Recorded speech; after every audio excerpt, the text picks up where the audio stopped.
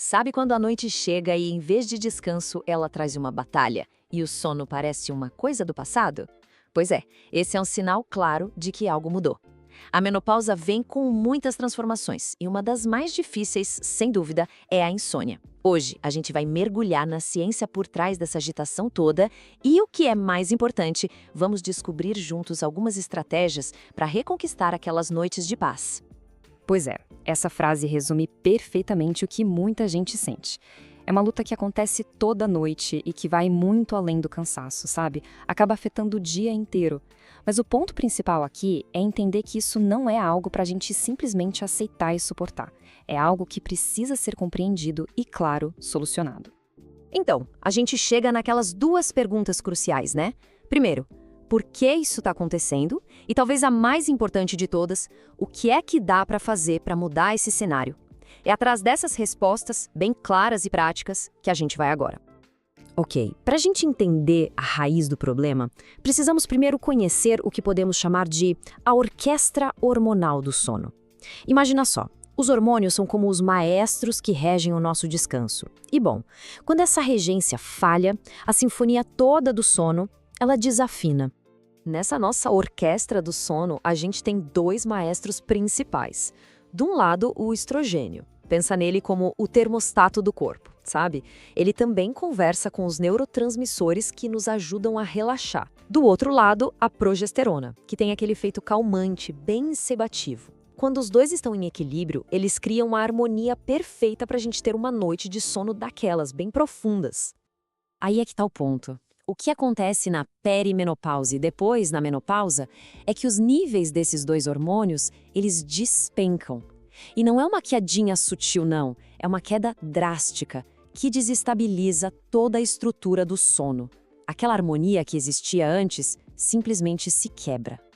E essa bagunça toda não é um problema isolado, viu? A gente vai ver agora como isso se transforma num verdadeiro efeito dominó durante a noite.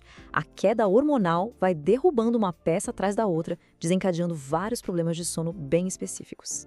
A primeira peça desse dominó, e a mais famosa, digamos assim, são as ondas de calor e os suores noturnos. Sabe por que isso acontece? É que a queda do estrogênio dá uma confundida geral lá no centro de controle de temperatura do cérebro, o hipotálamo. E o resultado é essa sensação repentina e super intensa de calor. Tá, mas por que exatamente essas ondas de calor acordam a gente? Não é só pelo desconforto, tem mais coisa aí. É que o corpo interpreta isso como uma emergência. Esse aumento de temperatura de repente é um sinal de alerta. E a prioridade máxima passa a ser uma só, se resfriar. Isso acaba quebrando o sono em pedacinhos, sabe? Impede que a gente chegue naquelas fases mais profundas que realmente restauram. E aí, descansar de verdade fica quase impossível. Só que a insônia também pode aparecer mesmo sem as ondas de calor. É o que os especialistas chamam de insônia primária. Ela é causada pelo impacto direto da queda dos hormônios naqueles neurotransmissores que nos ajudam a dormir, tipo a serotonina e o GABA. Resumindo, a química do cérebro para pegar no sono fica toda desequilibrada. E tem mais um risco que aumenta bastante nesse período, a apneia do sono. Olha só, o estrogênio ajuda a manter os músculos das nossas vias aéreas mais firmes. Quando ele cai, o risco desses músculos relaxarem demais e fecharem a passagem de ar durante o sono aumenta. Isso causa pequenas paradas na respiração que, de novo, quebram o nosso descanso. Ok, acho que o problema ficou bem claro, né? Então agora vamos para a parte que realmente interessa, as estratégias para a gente ter noites melhores. Pensa nisso como um kit de ferramentas prático para a gente começar a reconquistar o sono. A base de tudo, o ponto de partida, é o que a gente chama de higiene do sono, e tem que ser rigorosa. Isso significa, na prática, transformar o quarto num santuário para dormir. Significa também evitar certas coisas que são gatilhos, manter horários bem consistentes e, o que é fundamental, criar uma rotina relaxante antes de deitar. É como avisar o corpo, olha, tá na hora de desligar. E além dessa base, tem umas ações mais específicas. Para as ondas de calor, por exemplo, usar pijamas e roupas de cama de tecidos que respiram pode fazer uma diferença enorme. Para a insônia em si, a abordagem mais eficaz hoje em dia é a terapia cognitivo-comportamental para a insônia. E claro, se houver qualquer suspeita de apneia, como ronco muito alto, procurar uma avaliação médica é essencial.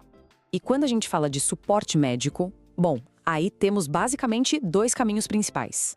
Um deles é a terapia de reposição hormonal, a TRH, que vai direto na causa do problema. Mas atenção, essa é uma decisão que precisa ser muito bem conversada e individualizada com o médico. O outro caminho são os suplementos, como a melatonina, que podem ajudar a regular o relógio biológico, mas não resolvem a questão hormonal em si. A mensagem principal de tudo isso que a gente conversou é uma só. É sobre retomar o controle. É sair daquela posição de aceitar o problema e passar para a ação. Uma ação baseada em informação. Quantas vezes a gente já não ouviu isso, hein? É normal dormir mal na menopausa, não tem o que fazer. Essa ideia, essa crença, é talvez um dos maiores obstáculos que impedem as pessoas de procurar ajuda. E a verdade é que isso é simplesmente um mito. Olha só, dormir mal nessa fase pode até ser comum, mas não é normal e não é algo para a gente aguentar calado. Existem sim tratamentos eficazes com base na ciência que estão aí, disponíveis para ajudar. Então, para a gente fechar e amarrar tudo, a insônia da menopausa é uma questão física real, causada pelos hormônios. Não é coisa da cabeça. Ela funciona como um efeito dominó bem complexo. E o mais importante de tudo, existe uma combinação de estratégias que pode, de fato, virar o jogo. Mas o primeiro passo, o mais crucial de todos, é sempre conversar com um profissional de saúde. Vamos terminar com uma reflexão? Tente imaginar como seria a vida com noites de sono que realmente restauram, que são tranquilas. Saber que existem caminhos para chegar lá não é só uma esperança, sabe? É o começo de uma jornada para transformar essa possibilidade numa nova realidade.